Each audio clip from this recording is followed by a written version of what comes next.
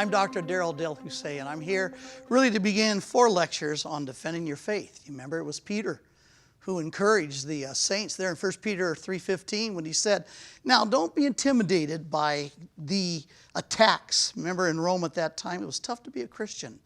But that's when Peter said, but sanctify Christ as your Lord, always being ready to give a reason, an apologia, defense, an apology. But the concept is a reason for the hope that lies within you. And he says, but always do it. You sanctify Christ as your Lord, but you always do it with a spirit of respect and reverence. Well, you can only do that if you know what you're talking about. And so we're going to walk you through really 3 things we want you to be able to defend your faith. First has to do is there a God? And I'm going to walk you through some research to give you reasons why I believe there's a God and the reason for my hope. And then we're going to be having a talk about this whole issue of the Scriptures. Are the Scriptures, how do you know they're the words of God? And then Jesus Christ. How do you know that He was sent by the Father to be the provision for our forgiveness? And indeed, He is the Son of God. And then last of all, miracles. Does God really engage in this reality, in this world, this creation of His, so that He makes Himself known, even through miraculous events? And so I want to begin with this whole issue on God. How do you believe? Why do you believe that there's actually a God? I'll give you some of the reasons I do. C.S. Lewis was the one that basically began by saying, thinking about the existence of God is no moderately interesting thing. Either you do or you don't. And if you do believe there's a God and you want to not fall into practical atheism and act and live your life as if there isn't a God. So, but it really begins with the question is, what do you do when you get those waves of thoughts that, well, is there anybody up there? It's that issue when you hit hard times and you go, why God, why now? Why me? Why this? Then you really wonder, if you made a phone call to heaven, is there anybody even there to pick up the line? In other words, God, are you even paying attention if you are there? So I want to share with you just a little bit some of the reasons why I believe that there is someone there, that there is a God, a creator of this universe. The atheists and the agnostic, they tell us that we're all on our own. That basically we're an accident. We're on basically a speck of a planet, and this all happened by chance. And at times you do get this idea that, God, are you there? Are you engaged? Or are my prayers simply a vapor of wind? Well, you hear from time to time, well, don't scientists all agree that there is no God? And when you enter into a university, you're going to hear a lot about that. Well, there's another quote that I read, quote, scientists also agree that 43% of the time that someone claims agreement among all scientists, no such agreement exists. So be very careful when people quote, all scientists believe there is no God, because that's not true. So the question is, are we all going to end up being atheists? You have the famous names like Stephen Hawking and Bill Mayer and Sam Harris and Christopher Hitchens, who just passed away, Richard Dawkins. They have popularized atheism. Atheism has always been somewhat of a negative term, so they've created a new term called non-theist. It's socially more acceptable. So students can kind of say, well, I'm just a non-theist, which is basically another way of saying I don't believe that there's a God. So the question comes up, well, do you? And I'm going to give you some of the reasons why I do. In my research, the philosopher Mortimer Adler, in his essay on God, he wrote this: the whole tenor of human life is affected by whether men regard themselves as supreme beings in the universe, or they acknowledge a superhuman being whom they conceive as an object of worship, a force to be defied, or a Lord to be obeyed. In other words, it's important. It's really foundational. Do you believe there's a God? And is He a basis to everything that we live? So the question I've been asked many times, can you prove that there's a God? And of course the question comes right back, well, can you prove that there was an Abraham Lincoln? See, when you use the term prove, you're talking about the scientific method. And the scientific method, for it to function, has to have 2 things. Something has to be repeatable, and it also has to be measurable. Well, the question comes up is, how do you replay the beginning of the universe? How do you do a rerun of Abraham Lincoln? Have you ever heard of a foot of love, 2 pounds of justice, or a few inches of mercy? The point being is sometimes trying to use the scientific method to prove something, especially if you're trying to prove the existence of a person's, kind of like using a garden hose to make waffles. The scientific method just does not apply to whether or not a human being or God exists. So then the question comes up, well, then how do you know? Well, I'll tell you some of the reasons why I believe. It comes right out of what the Apostle Paul said here in Romans chapter 1, verse 18. It says, "For the wrath of God is revealed from heaven against all ungodliness and unrighteousness of men who suppress the truth in unrighteousness, because that which is known about God is evident within them, for God made it evident to them. For since the creation of the world, his invisible attributes, his eternal power, his divine nature have been clearly seen, being understood through what has been made, so they're without excuse." So he says God has made himself known through the creation, his eternal power and his divine intelligence or divine nature. So as I went ahead and did a little more research on what does that mean, what could that be, here's what I've come up with. In every human being, throughout history and anthropological studies, they found that ancient people have always believed that there's a creator, that there is some cause to the event of creation. And yet you go ahead and you look at the animal kingdom, they say the most sophisticated are the baboons, but you see no evidence anywhere in the animal kingdom among baboons of some kind of worship, of some kind of acknowledgement of God outside themselves. But you go to the most primitive human beings and you will find that there is this sense of something outside themselves, a God. And the reason is because there's a moral code. There seems to be a sense of a moral imperative, a deep desire for justice. When you were young, you didn't have someone to teach you the phrase, "That's not fair." That just came very naturally because there's within every human being they have found this remarkable sense and deep desire of morality. Some things are right, some things are wrong, some things are just, some things are not just. As a matter of fact, in the U.S. News and World Report, there was this article on cheating. There is a tension here as well, as great as the urge to cheat may be.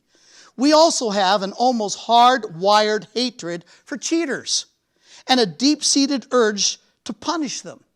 There was a study that came out of Yale University of 5-month-old babies that demonstrated a sense of good and a sense of evil, a moral sense of justice.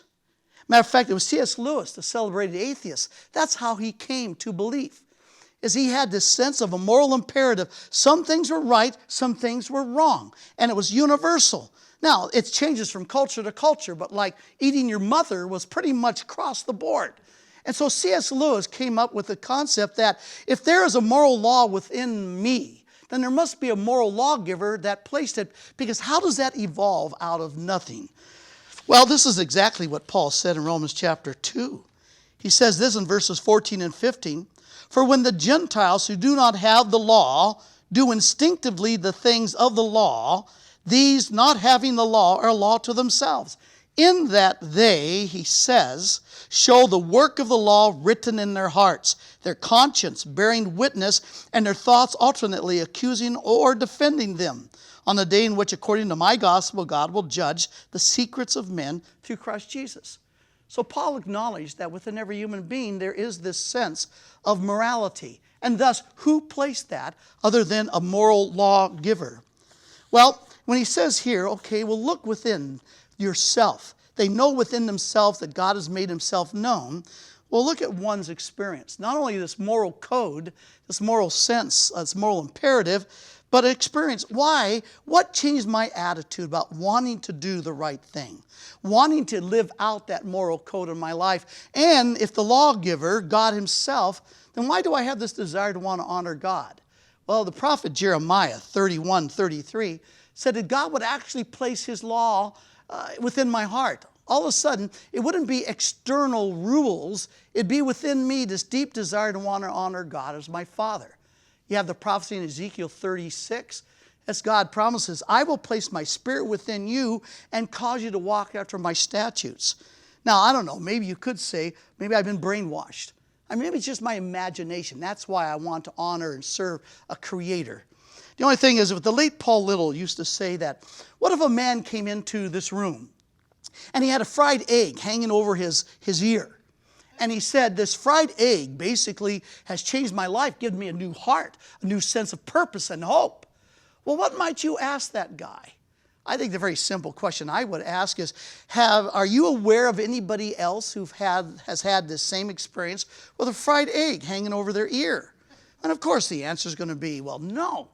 Well, Darryl, is there anybody else that has had this sense that there's a God and God has given this moral desire to keep the law, at the same time this experience to want to honor and to live for that God? Well, I'm joined by thousands upon thousands of others over the last thousands of years. In other words, literally millions of others from different races, different languages, different backgrounds. That's all just simply from looking within. But now, let's take a little break, answer a question, and then we're going to move to what about looking from without? Because he said God not only made himself known by placing knowledge within us, that is that moral code, as well as that experience of wanting to acknowledge him as our creator. But second of all, what do we see in the universe that would make us think that there actually is a God? Now let's look at one of those questions. A question that's often asked is, okay, let's say there is a God. Well, there is a God. You got the presence of evil. Some will say, well, if you look at the presence of evil, then how could there be a loving, caring God? Because would he not either stop the evil unless he's so inept? And if he's so inept that he can't stop evil, then who really even cares, does he exist or not, because he can't help us out? But the answer you got to understand with the presence of evil is that if someone created light, it implies that the possibility of darkness. And the reality is that God did not create evil, but he did create free will.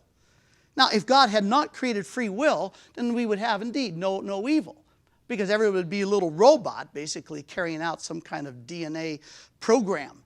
But the fact is, apparently God knew that if there was going to be the existence of love, if indeed he wanted to create human beings that had the freedom to love him or not, to honor and obey him or not, he had to permit free will. And in doing so, he did the great risk. And the great risk is that by producing light, he created potential of dark. By producing the ability to do good, he created indeed the possibility to do evil, because people could exercise that free will and say, I will not honor you and I will not obey you. And rather, I'll be a God and I'll just do whatever I want. Me, myself, and I, the Blessed Trinity. And therefore, that authors the evil that we see. But here's the backup. Is in God's sovereign wisdom, he can take the messes we create out of our own free will, or the messes that other people create for us, and he can pull good out of our messes and still bring purpose and hope, even in a world that is so painful. And so God did not create evil. And why would God permit evil? If he's going to permit free will, evil will be evident. And at time, he will bring the judgment upon wickedness. But meanwhile, he'll keep pulling good out of the evil that we create because of our free will. We have another question. And this one reads, for you, what is the most significant evidence for the existence of the Lord? And why? Well, if it's the existence of God, we're going to get into that just a little bit because of the design of the creation itself. Again, when Paul says, look from without. Psalm 19, the heavens and the earth declare his glory. So there's something for us to see in the creation in general that is evidence that God exists and created it all. As far as for Jesus Christ being the Lord, I can't get past the evidence of the resurrection of Jesus Christ. One of our next lectures will deal with Jesus Christ. And the fact is Jesus the Christ, God's provision for our forgiveness? Well, God would never have raised him from the dead. And a historical reality that we can actually examine with rules of history. And I think that is the graces. And the Apostle Paul in Romans 1:4 said it was by the power of the resurrection that Jesus was declared the Son of God. So you don't have to go much further than the resurrection of Jesus Christ and do those examinations of that evidence.